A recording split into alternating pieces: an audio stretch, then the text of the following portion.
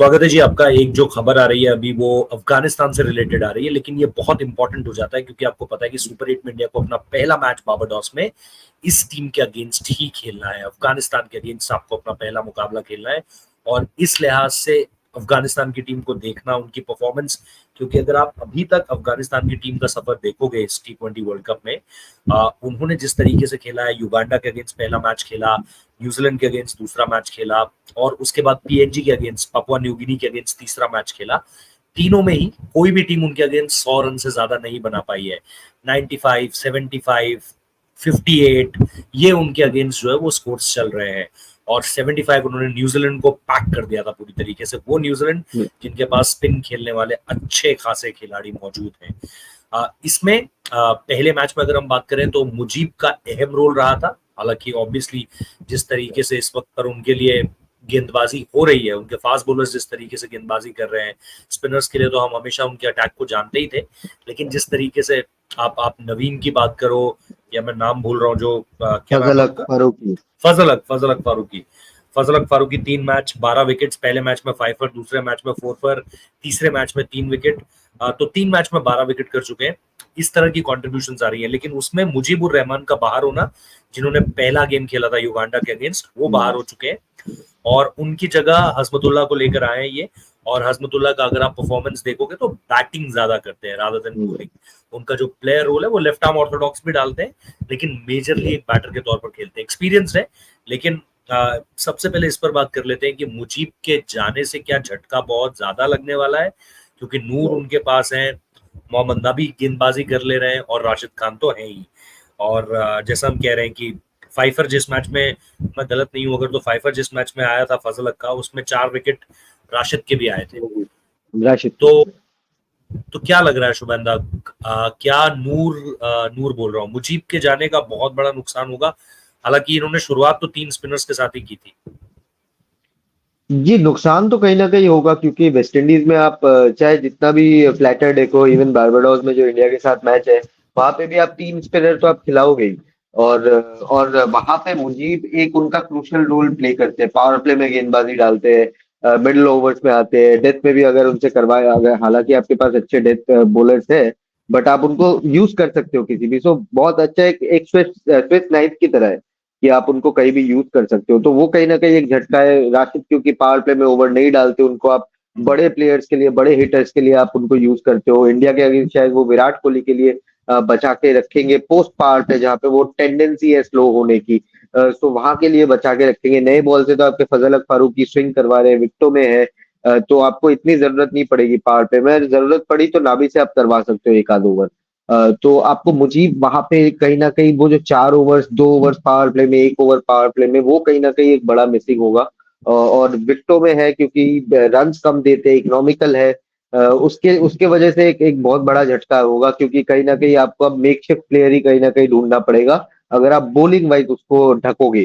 क्योंकि आपकी जो अफगानिस्तान की ये जो प्लेइंग 11 हमें दिखी है, यहाँ पे स्ट्रेंथ दिखा है, वैरायटी दिखी है और इसको रिप्लेस करना इजी नहीं होगा। खासतौर से मुजीब जैसे एक्सपीरियंस प्लेयर जो जो सब जगह ही खेलते हैं, सारे बड़े टीम्स के साथ, बड़े प्लेयर्स के साथ खेल खेल चुके हैं और खेलते भी हैं अभी।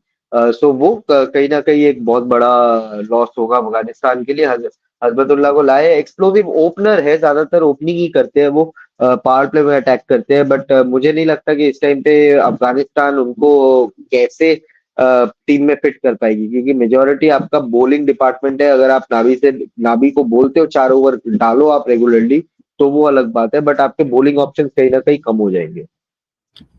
लेकिन ऐसा भी है कि अगर आप अफगानिस्तान के बैटिंग ऑर्डर को देखोगे तो 3 डाउन वो कई बार नबी को भेज दे रहे थे। तो मुझे लग रहा है कि क्या वो शायद अपने बैटिंग ऑर्डर को थोड़ा सा स्ट्रेंथन करना चाहेंगे, क्योंकि गेंदबाजी उनके लिए बहुत आउटस्टैंडिंग कर दे रहे हैं उनके बॉलर्स। इसीलिए मैंने शुरुआत में बोला कि 100 का स्कोर जो है वो कोई भी टीम अभी तक उनके अगेंस्ट क्रॉस नहीं कर पाई है। वो आपको एक बहुत बहुत सॉलिड रीजन दे रहा है कि क्यों आप अपनी बैटिंग पर थोड़ा सा अगर इन्वेस्ट करना चाहते हो तो आप इन्वेस्ट कर सकते हो। लेकिन अगर इस लिहाज से देखिए कि इंडिया के अगेंस्ट आप अपनी बॉलिंग ही मेरे हिसाब से स्ट्रेंथन करना चाहोगे, क्योंकि इंडिया को अगर आप किसी लेवल पे हरा सकते हो तो वो आपकी बॉलिंग होने वाली है। ऊपर से गुरबाज क्या करते हैं, उमरजाई क्या करते हैं, फिर नीचे आते हुए आपके पास बैटिंग में उतनी ज्यादा डेप्थ नहीं है। जैसा मैंने कहा, अगर सेकंड डाउन थर्ड डाउन में आपको नबी को भेजना पड़ जा रहा है तो आई नो कि नबी बहुत राशिद खराब बैटर राशिद भी नहीं है। ऊपर ऊपर बल्लेबाजी करते हैं यहाँ पे, राशिद भी जनरली जहाँ पे खेलते हैं उससे ऊपर ही आते हैं। हाँ, तो मतलब अगर ये बल्लेबाज ऊपर आ रहे हैं तो फिर आप इंडिया को अगर किसी तरीके से तोड़ सकते हो इस मैच में, तो अपनी गेंदबाजी की वजह से तोड़ सकते हो, रादर देन योर बैटिंग। आपको लग रहा है अजमतुल्ला को शायद मौका ना मिले एंड दिल go according to the situation? वो तो होगा ही, लेकिन उनकी प्लेइंग 11 इधर उधर होके भी सेम ही रहने वाली है मेरे हिसाब से, बिकॉज वो कॉम्बिनेशन मिल चुका है उन्हें। 3 में से 3 मुकाबले जीत जाना, फिर आप बदलने के लिए थोड़ा सा सोचते हो कि यार कहीं टूट ना जाए वो जो एक हमने Right. एक फिक्स कर लिया है चीजों को, वो टूट ना जाए हमारे लिए। तो आपको लग रहा है कि अजमतुल्ला आ तो जाएंगे लेकिन शायद मौका ना मिले? अभी देखिए रहमानुल्लाह गुरबाज के बल्ले से रन आए हैं लास्ट मैच में, गुलबदीन नईम ने भी एक बढ़िया नॉक खेली थी। तो यस। इनके इनके टॉप ऑर्डर में कहीं ना कहीं इन दोनों बल्लेबाजों पे बहुत ज्यादा डिपेंडेंट है अफगानिस्तान की टीम। नीचे डाउन दी ऑर्डर आपको पावर हिटिंग मिल जाती है नबी और राशिद के बल्ले से, बट वो कंसिस्टेंट लेवल में आपको मैच मैच विनिंग कॉन्ट्रीब्यूशन हर मैच में देंगे, वो उसकी कोई गारंटी नहीं है। तो आप कहीं ना कहीं, अब बारबाडोस में मैच है, थोड़ा सा रन स्कोरिंग ग्राउंड है, तो ऐसा भी हो सकता है कि हमारे पास क्योंकि इतने सारे बॉलिंग ऑप्शन है, ऑलराउंडर्स भी है, हम कहीं ना कहीं उसको मैनेज कर लेंगे। बट अगेन वो मेक शिफ्ट अरेंजमेंट होगा। आप या तो फुल थ्रॉटल एक 4 ओवर 4 ओवर वाले गेंदबाज को आप लाओगे, या 4 ओवर वाले बल्लेबाज को लाओगे। बैटिंग कहीं ना कहीं उतनी आपकी स्ट्रांग नहीं है, आप कहीं ना कहीं 1 2 प्लेयर 3 प्लेयर पे ज्यादा डिपेंडेंट हो, तो कहीं ना कहीं आप उनको हजमतुल्लाह को आप डाल के आप देखना चाहोगे कि चलो देखते हैं, क्लिक हो गया तो फिर आपको पता है हमने उनकी बल्लेबाजी पहले भी देखी है, अगर वो डिस्ट्रक्टिव अगर उनके बल्ले से लगता है तो वो डिस्ट्रक्टिव बल्लेबाज है। बट लगेगा कि नहीं, अचानक से आप आ रहे हो T20 वर्ल्ड कप में इंडिया के अगेंस्ट, सुपर 8 स्टेज इजी नहीं होता है। सो थोड़ा सा ट्रिकी डिसीजन है, दोनों साइड वाला डिसीजन है। आप या तो आप ऑल आउट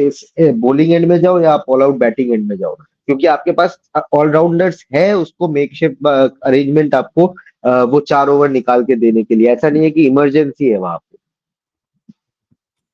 तो ये थी यार खबर जिसमें हमने एक तफसील से चर्चा करी है। मुजीब का रोल भी, क्योंकि मुजीब पहले मैच के बाद उसके बाद खेले नहीं। न्यूजीलैंड के अगेंस्ट वो नहीं Right. खेले, पपुआ न्यू गिनी के अगेंस्ट वो नहीं खेले, वो सिर्फ युगांडा वाला मैच खेले थे, उसमें उन्होंने 2 विकेट लिए थे। उनके साथ जैसा शुभानंदा ने कहा, पावर प्ले में ऑप्शन निकल कर आता है, और इसके साथ साथ थोड़ा सा जो वेरिएशन कहते हैं कि भाई वो थोड़ा सा समझने में उनको वक्त लगता है। लेकिन आईपीएल इतना खेल चुका है, सब कुछ इतना हो चुका है कि अब इंडियन बैटर्स के लिए तो बहुत ज्यादा वो रिस्की नहीं थे। लेकिन जैसा पिछला गेम भी बोला, अगर गुलाबुद्दीन की वो पारी, वो कैच उनका हो जाता तो फंस सकती थी वहां Right. पर अफगानिस्तान की टीम। तो चिंग्स इन द आर्मर्स जो आप कहते हो वो है अफगानिस्तान की टीम में, और वो बैटिंग में ज्यादा है, जैसा मैं पहले कह रहा हूँ आपको। तो बैटिंग Right. में if they can up their game, तो एक मजेदार मुकाबला देखने को मिलेगा। और जिनको भी ये लग रहा है कि एक केक वॉक होने वाली है, वो 2019 का 50 ओवर वर्ल्ड कप देख ले, जिसमें मोहम्मद नबी ने मैच निकाल ही दिया था, लेकिन Right. बीच में मोहम्मद शमी की हैट्रिक आ गई और गेम इंडिया के फेवर में कूद गया। तो इस मैच को हल्के में बिल्कुल मत लेना, हम तो बिल्कुल भी लेने की गुंजाइश में नहीं रहेंगे, आप भी बिल्कुल मत लेना। ये एक बहुत इंटरेस्टिंग मैच होने वाला है, स्पेशली जब आप वेस्ट इंडीज में खेलोगे। बारबाडोस है इसलिए थोड़ी सांस में सांस है, अदरवाइज हाँ। कहीं और होता तो बिल्कुल ये कांटे का मुकाबला होता। चलिए, thank you so Right. Much for watching this. Like कर दीजिएगा, सब्सक्राइब कर दीजिएगा, और नोटिफिकेशन बेल जरूर दबा दीजिएगा। कमेंट में बताइए आपको क्या लगता है इस पूरी की पूरी चर्चा के बारे में। शेयर करना है तो शेयर भी कर सकते हैं। Thank you so much. Thank you.